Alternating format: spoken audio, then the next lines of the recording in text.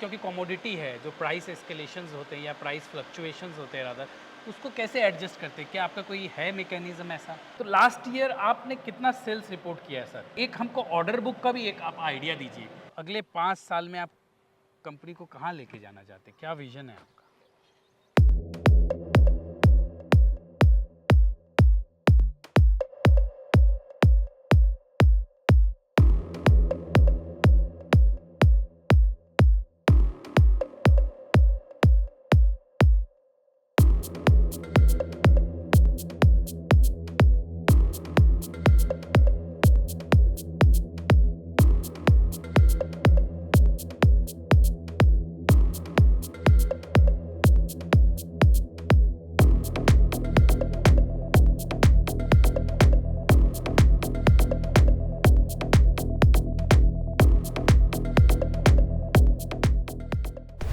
नमस्कार दोस्तों, वडोदरा गुजरात से मैं विष्णु अग्रवाल आपका एक बार फिर से स्वागत करता हूं। दोस्तों आज हम आए हैं स्वास्तिका कास्टल्स लिमिटेड में और हमारे साथ जुड़े हैं कंपनी के मैनेजिंग डायरेक्टर श्री वरुण शारदा जी। हम इनसे बात करेंगे, समझेंगे कंपनी के बिज़नेस के बारे में और वो क्या करती है।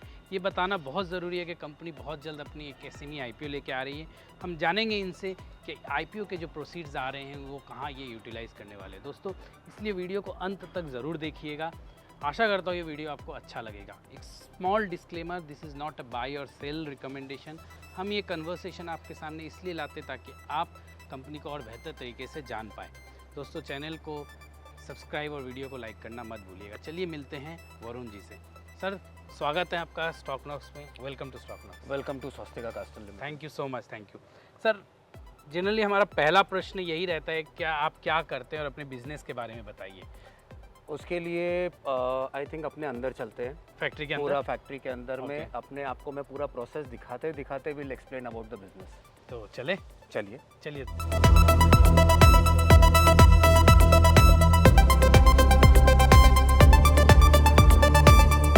अब हम फैक्ट्री में आ चुके हैं। ठीक है, तो अब हमें बताइए सर कि आप क्या बिजनेस करते हैं?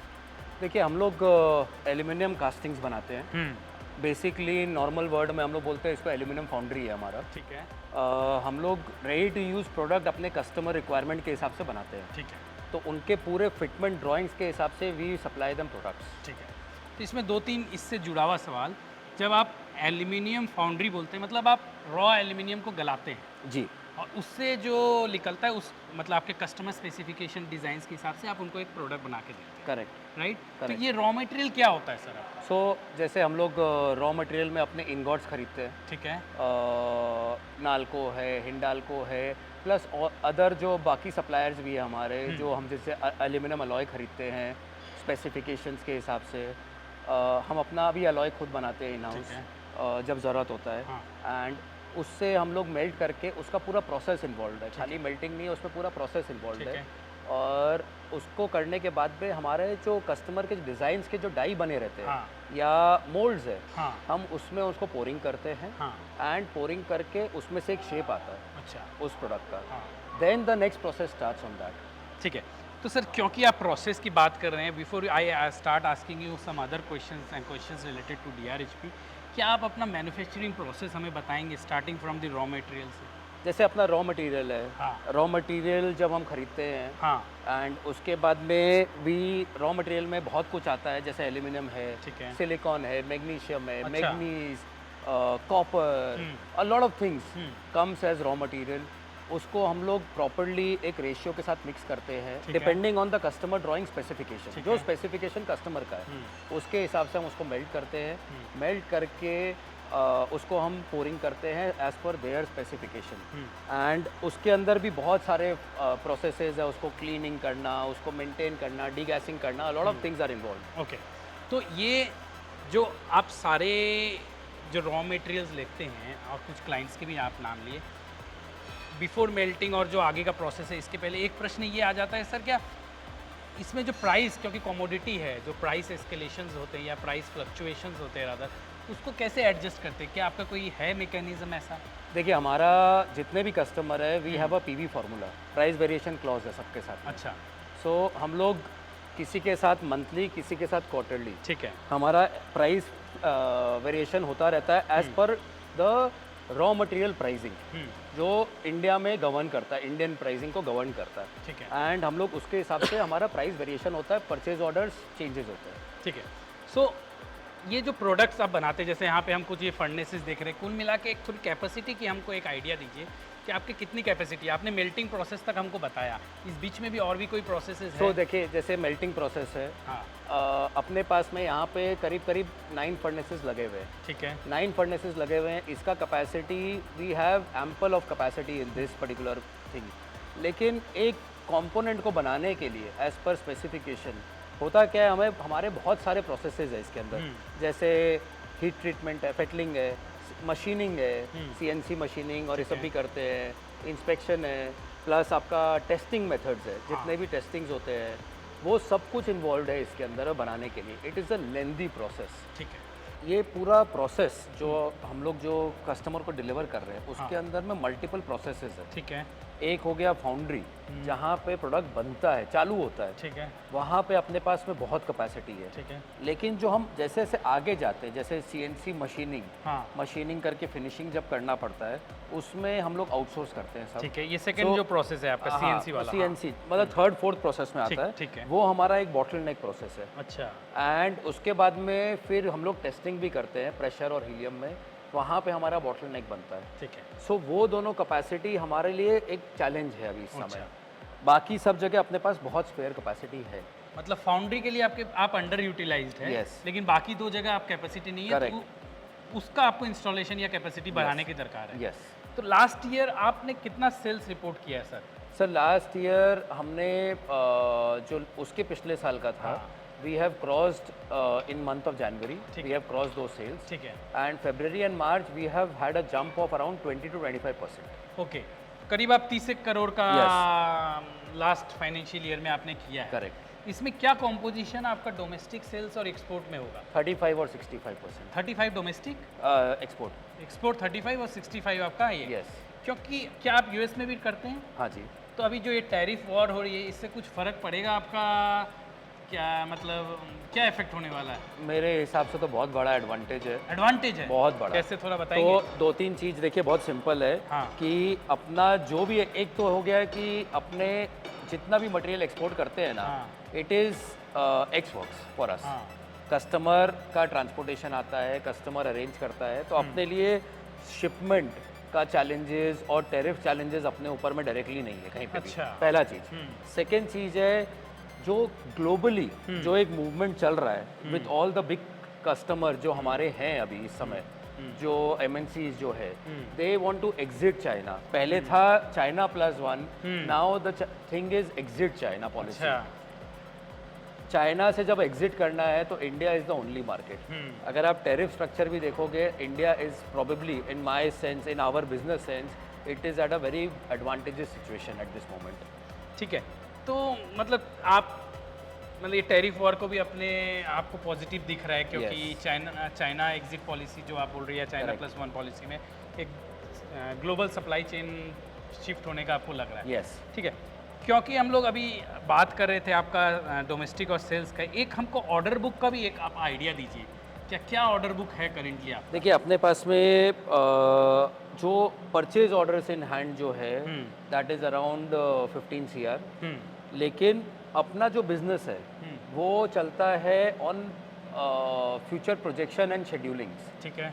क्योंकि एक बार जो प्रोडक्ट अपने बना लेते हैं कस्टमर का, वो फिर for the life time of that product हमसे कस्टमर रिपीट लेता ही रहता है। तो होता क्या है कि समझ लीजिए कस्टमर, एक मोट भी है। Yes, it is a very very big मोट फॉर अस। और उसके कारण में ही हम ग्रोथ करते जा रहे हैं अब उसके ऊपर में। एंड जो प्रोडक्ट क्वालिटी है that we are doing, it is not easy to maintain. ठीक है। तो आप क्या पिछले साल से ज़्यादा सेल्स करेंगे current financial year? Current financial year will be growing by approximately 25 to 30%। कहाँ से आ रहा है ये जंप आपके पास? क्योंकि लास्ट ईयर भी जो क्लोज किया आपने, कुछ उसके पिछले साल से हाई थोड़ा बढ़ के किया है, अभी भी 20-30% का ग्रोथ बता रहे हैं, तो ये कहाँ से आएगा? देखिए, ये एक तो बहुत बड़ा advantage, again India being the focus market. दूसरा, हमारा एक्सपोर्ट में 2-3-4 कंट्रीज हम लोग ऐड भी कर रहे हैं और कस्टमर्स बहुत ऐड हो रहे हैं अपने। हमारे पास में टोटल जो टॉप 5 कस्टमर थे वो हमारा बहुत मेजॉरिटी स्टेक थे हमारे। अब क्या हो रहा है, हमारा सेल बढ़ रहा है और हमारा टॉप 5 कस्टमर के जो परसेंटेज, अगर परसेंटेज में जाए तो हमारा डिपेंडेंसी भी धीरे धीरे कम होता जा रहा है। क्लाइंट एडिशन हो रहा है। क्लाइंट एडिशन हो रहा है। ठीक है, ये आपका एक DRHP में रिस्क फैक्टर में भी था। तो हमने आपका मैन्युफैक्चरिंग प्रोसेस के बारे में बात किया, रॉ मटेरियल रिलेटेड बात की, थोड़े ऑर्डर बुक्स और हल्का सा हमने फाइनेंशियल को टच किया, जो कि हम और आगे डीपली बात करेंगे। तो अब सर हम थोड़ा DRHP रिलेटेड आपसे कुछ क्वेश्चंस करना चाहते हैं। Let us go to the other department, वहाँ पे करते हैं। कहाँ लेके चल रहे हैं आप? आपको मैं अभी अपना टेस्टिंग एंड फिनिशिंग डिपार्टमेंट में ले चलता हूँ। चलिए इंस्पेक्शन में।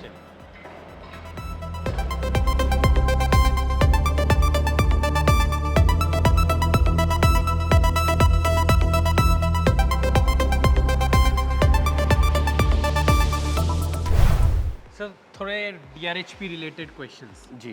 पहले आप ये बताइए, आप जो इशू ला रहे हो कितना, एक क्योंकि आपने हाल ही में DRHP फाइल किया, एक अप्रॉक्सीमेट कितने रुपए का इशू ला रहे हैं आप? अराउंड 14 करोड़ का है। और ये पूरा ही फ्रेश इशू ला रहे हैं पूरा आप? Fresh issue. ये 14 करोड़ का क्या यूटिलाइजेशन है? मेनली इसमें देखिए अपना केपेक्स है, जैसे मैंने आपको पहले बोला, अपने प्रोसेसेस में बॉटल नेक्स बन रहे हैं। ठीक है। तो जो फ्यूचर आउटलुक है हाँ। इस कंपनी का और इस बिज़नेस का, इस इंडस्ट्री का, वो बहुत बड़ा है। ठीक है। एंड मेरे को ये जो बॉटल नेक्स है ये पूरे करने हैं पहले तो, so that our growth is, मतलब what we see is very high in percentage तक, we can grow very well. So ये बॉटल नेक्स, एक आपने कहा था CNC मशीन जो आप आउटसोर्स कर रहे हैं, उससे इंस्टॉल करना है। Yes. और एक क्वालिटी चेक के लिए आपको सो जैसे टेस्टिंग इक्विपमेंट्स है, जैसे आप अपने यहाँ पे भी देख रहे हैं, ये हीलियम टेस्टिंग चैम्बर्स है। ठीक है। सो ये जो अभी अपने पास में जो फैसिलिटी है, हाँ, we need to double it. कितना रुपया इधर आपका मशीनरी में इंस्टॉल में पैसे लग जाएंगे? सो मशीनरी में करीब 6.5 के आसपास लग जाएगा। और बैलेंस पैसे? बैलेंस पैसे अपना वर्किंग कैपिटल में जाएगा। ठीक है। बिकॉज जो अपने ग्रोथ करेंगे, so being all these companies जो हम सप्लाई कर रहे हैं, आपको मैं एक एग्जांपल देता हूँ। We are supplying to Hitachi, Siemens, Toshiba, GE, all these kind of companies. तो इनके यहाँ पे अपना क्रेडिट टर्म्स होता ही है।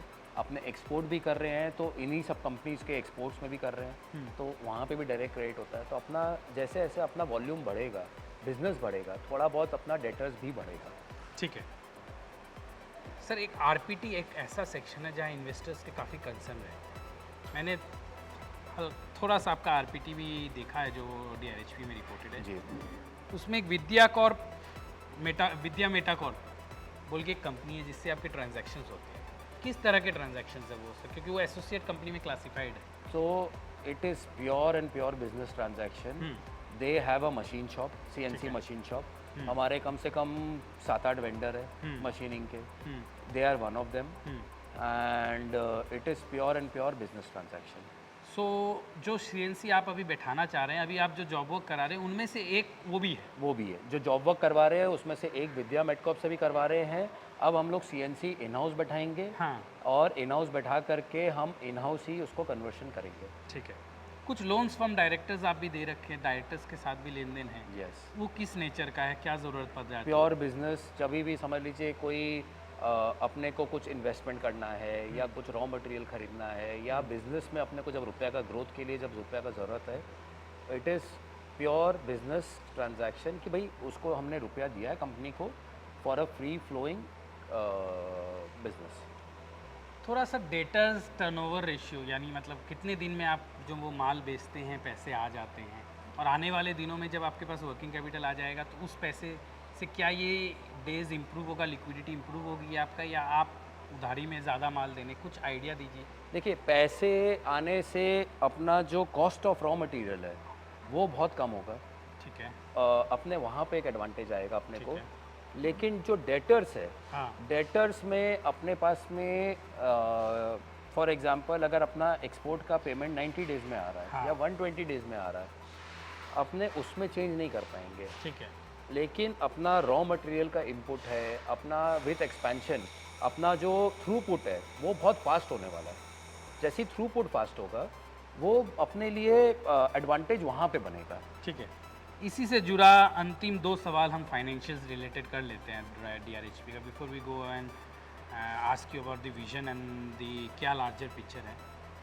आपको मार्जिन एक्सपेंशन दिखता है? करेंटली क्या मार्जिन में आप बिजनेस कर रहे हैं और क्या ये मार्जिन एक्सपेंड होता हुआ दिख रहा है आपको? आई थिंक अगर ये सब कुछ टाइमली हो जाता है अपना, मतलब ये अपना जो मनी है, if it comes in at मतलब रीजनेबल टाइम फ्रेम, तो our margins in the next this current year, अभी जो अपने बैठे हैं अपने यहाँ पर, तो in this current year will increase automatically and आगे और बढ़ता जाएगा इन मार्जिन्स, बिकॉज अपने जब थ्रूपुट फास्टर है, अपना जो होल्डिंग टाइम है वो कम हो रहा है, अपना इंटरेस्ट कॉस्ट कम होगा, अपना जो रॉ मटेरियल प्राइसिंग है वो कम आएगा, रॉ मटेरियल जो अपने खरीद रहे हैं उसको और कम कर सकते हैं अपने, मार्जिन्स विल फर्दर इम्प्रूव।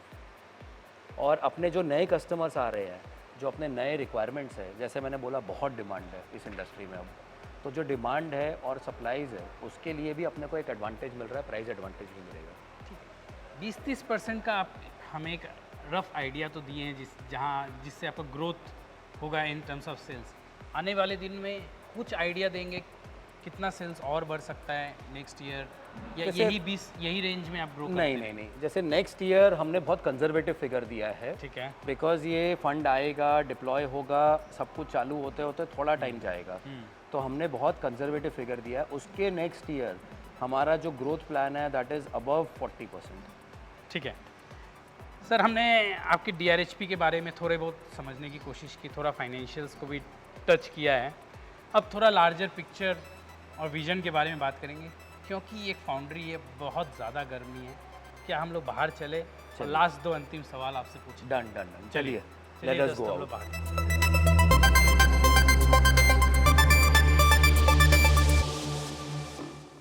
तो सर अंतिम सवाल आपसे, एक शेयर होल्डर हमेशा एक लार्जर पिक्चर को देखना चाहता है, तो अगले 5 साल में आप कंपनी को कहाँ लेके जाना चाहते हैं? क्या विजन है आपका? एकदम सच्चाई के साथ बोलूँ आपको तो अगले 5 साल में हम इस इंडस्ट्री में one of the largest player होंगे। ठीक है, and within next 5 years we will be at around 200 crore turnover. 200 crore के टर्नओवर पे आप एम करना चाहते हैं? यस, क्योंकि अभी जो ग्रोथ है इस बिज़नेस में वो मेरे ख्याल से 2030 का तक जो एडवांटेज है, we will capture everything. Great, I mean we wish you all the success. Thank you. आपने इतना समय दिया और हमें पूरा डिटेल में बताया, sir thank you. Thank you. आपके आने वाले IPO के लिए भी हमारे तरफ से और हमारे दर्शकों की तरफ से बहुत बहुत शुभकामनाएं। Thank you for being with us. Thank you, welcome. So दोस्तों, ये थी कहानी स्वास्तिका कास्टल्स लिमिटेड की, और हम बात कर रहे थे वरुण जी से। कंपनी बहुत जल्द IPO लेके आने वाली है। हमने ट्राई किया उनके बिज़नेस को समझने का, थोड़े DRHP रिलेटेड क्वेश्चंस के बारे में भी हमने बात की और हल्का सा बात किया फाइनेंशियल्स के बारे में। दोस्तों, आप अगर कोई इन्वेस्टमेंट कॉल ले रहे हैं तो आपको DRHP पढ़ना बहुत ज़रूरी है। ये कोई इन्वेस्टमेंट कॉल सिर्फ इस कन्वर्सेशन के बेसिस पे आप मत लीजिएगा। आशा करता हूँ आपको हमारे इस वीडियो से कंपनी के बारे में बहुत कुछ जानने को मिला है। फिर मिलते हैं एक नई कंपनी और नई शहर से, तब तक अलविदा, खुश रहिएगा, नमस्कार।